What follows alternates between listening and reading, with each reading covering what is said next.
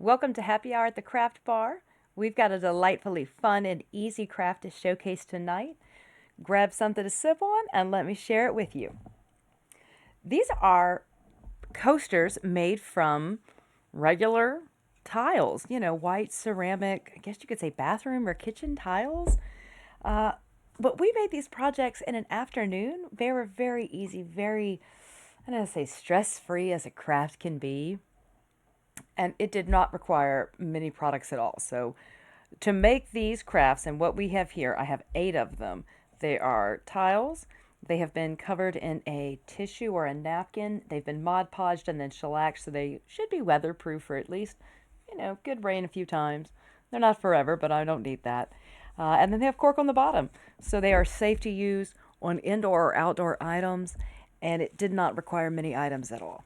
Let me stack them together and share with you what it took to make them, and then I'll go through them one by one and we'll choose a favorite. All right.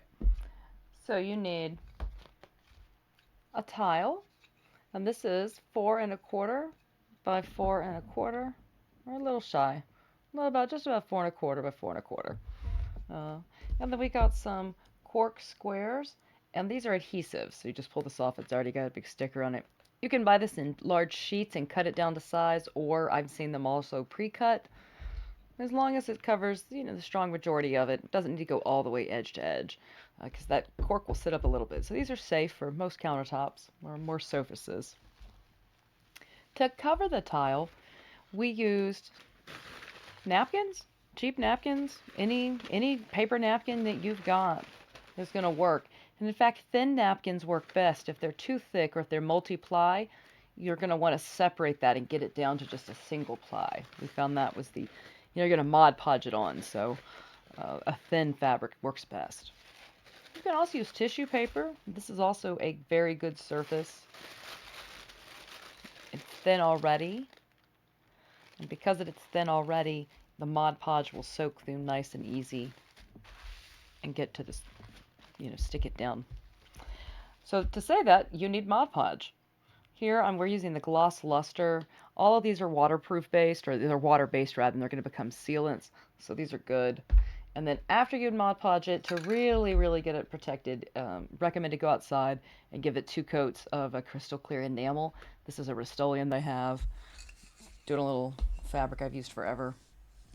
So those are the things you need. Tile, cork, some type of tissue paper, Mod Podge, and enamel. An optional thing is if you want to sand the edges, you can do that. I found after I began that on times when I could see the fabric the tissue from the napkin come across, I actually liked it better. See, I like the way that looks with it coming across. So I chose to leave it on, but I can understand on some designs you might want it to be completely white, want to sand that off. All right, so let's take a look at the tiles that I made with my craft friends, and I'll show you my favorites, or well, if I have one. I love leaf patterns, and a friend who came knew that, and she found this particular set of napkins, I think she said at the Dollar Tree. So thank you so much, Lisa, for getting me these. First one's very, very pretty. We'll just lay them out. I loved that there were multiple types of agave on each of the napkins. So a dark green, the variegation here. This green with the tips, more like a century plant. These small types in the yucca family. I don't know if that's true, if it's in the yucca family. I think it's wrong. I think that's probably more like yucca. Maybe the chicken and hen, if you know what that is, people out there. My grandmother had lots of fun names. Either way, these are so pretty. See, this one's even different. That bright. I can touch it. It's very tactile. And when we got started, the first thing I did was these 3. This is where you just take a single... Let me have an example to show you. So here's the napkin. You take the tile, and you put the Mod Podge onto the tile, and then you just put your napkin down And I guess in advance you kind of decide where you want the pattern to go. And then just lay it down, smush it, and then you could cut around the edges once you got it done. But you didn't need to do that in advance. In fact, it was easier, we found, to get it Mod Podge down this way. Then come back around with scissors or something very sharp. Because, again, this is thick paper, or so the thinner the better.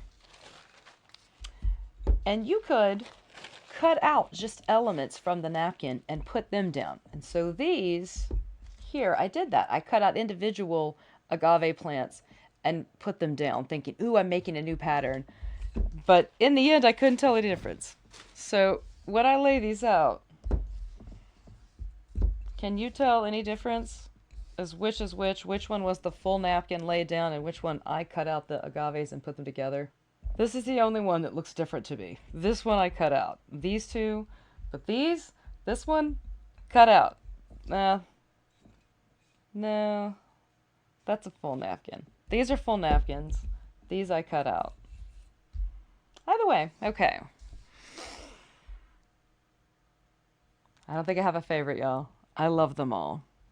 This one is sparse, but then I look at it more and I enjoy it. Simple. I like this one because it stands out different from the pack. Does that make it better or worse? Nothing, just different. Same here. I don't have a favorite. Oh. Yeah, I can't choose. I can't choose. All right. Thank you so much for joining us today at the Happy Hour here at the Craft Bar. This is a really fun project. I hope you're having something good out there. So enjoy yourself today. Like and subscribe for another Happy Hour with us. We'll see you soon. Thank you for watching.